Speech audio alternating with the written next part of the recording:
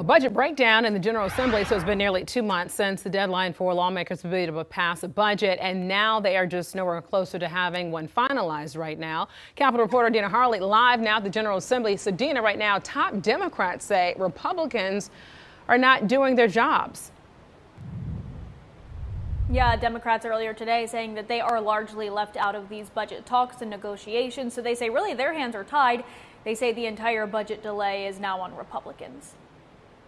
Here in North Carolina, it feels like Groundhog Day, because year after year we wake up to the same reality, and that's the failure of Republicans in the General Assembly. Strong words from Democratic leadership in the North Carolina General Assembly condemning Republicans for not passing a state budget nearly 2 months past the initial deadline of July 1st. At the state legislature on Wednesday, it's mostly empty halls as Republicans opted to make this week a non-voting week, meaning no chance of any budget passing. After-school programs like the Boys and Girls Club shutter their doors because they can't pay their rents.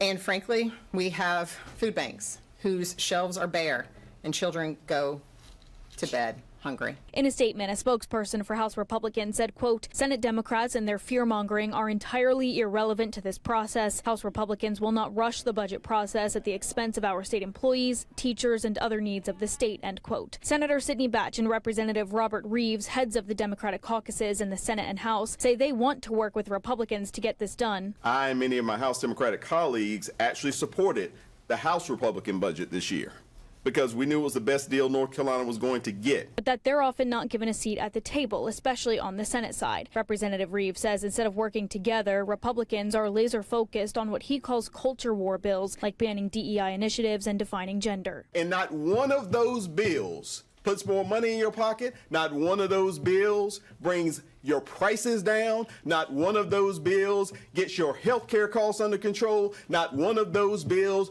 makes your life better. A spokesperson for Senate Republicans said in part, quote, Democrats conveniently ignore that North Carolina does have a budget. Hysterical theatrics don't change that fact, end quote.